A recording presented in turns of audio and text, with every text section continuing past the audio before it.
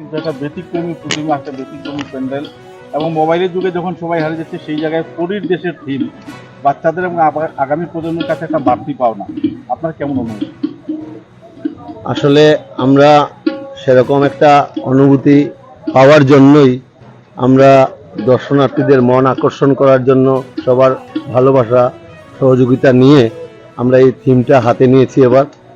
আবার আমাদের যে এবারকার যে মন্দিরটা হয়েছে আপনারা দেখতে পাচ্ছেন, সেটা বৃন্দাবনের প্রেম মন্দিরের আদলে পুরো তৈরি হয়েছে।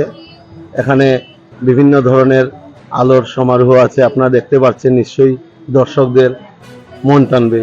তাছাড়া আমাদের এই ভেতরের একটা অন্যরকম একটা ব্যতিক্রমী একটা থিম আমরা হাতে নিয়েছিলাম। জানি না দর্শনার্থীরা যারা যারা এসছেন ওনাদের অনেক ভালো লেগেছে যে পরীর দেশ, আমরা সেখানে একটা স্বর্গের মতো করে একটা জায়গা তৈরি করা।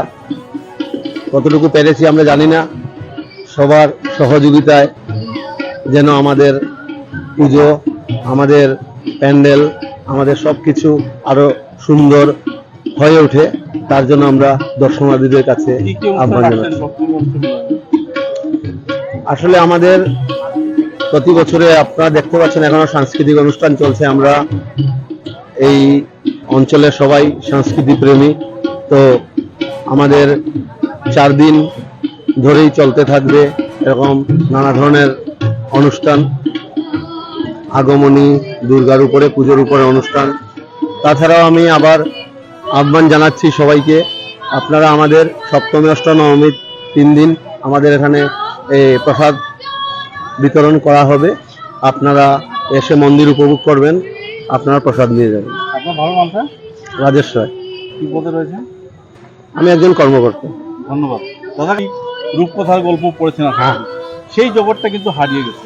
আজকে এই পরীর দেশে কিন্তু রূপকথা আবার ফিরে আসছে এবং এতে আগামী প্রজন্মের বাচ্চারা লাভান্বিত হবে আমি মনে করি।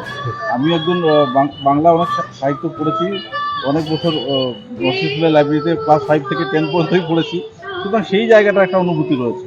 আপনার কাছে অনুভূতিটা কেমন? অনুভূতি তো খুব ভালো। আমি জানি না মানুষের কাছে কিভাবে লাগবে, আমরা কতটুকু তুলে ধরতে পেরেছি, এটাই হলো কথা।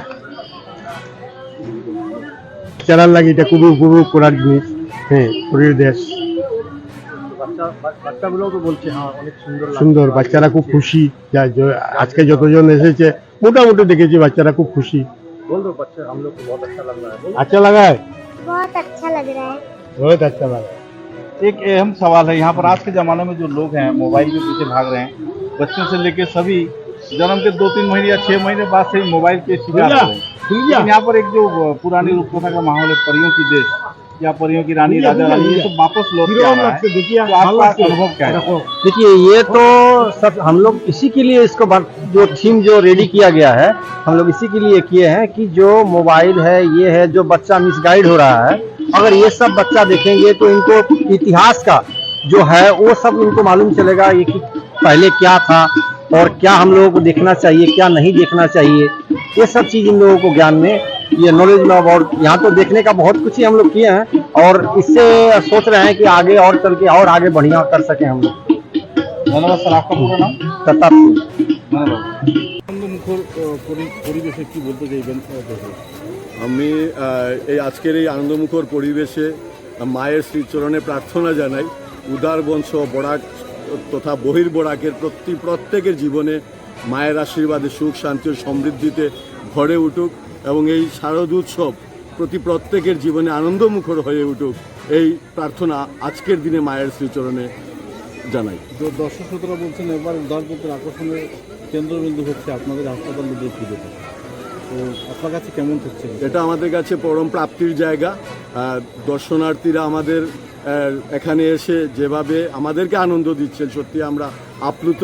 তাদের সেই সহযোগিতা, সাহায্য আমরা প্রতি বছর পেয়ে থাকি, এবারও পাচ্ছি, আগামী দিনও পাবো এবং আমরা সবাই মিলে এই পুজো করব, আনন্দে এই কটা দিন কাটাবো, এই প্রত্যাশা রইল।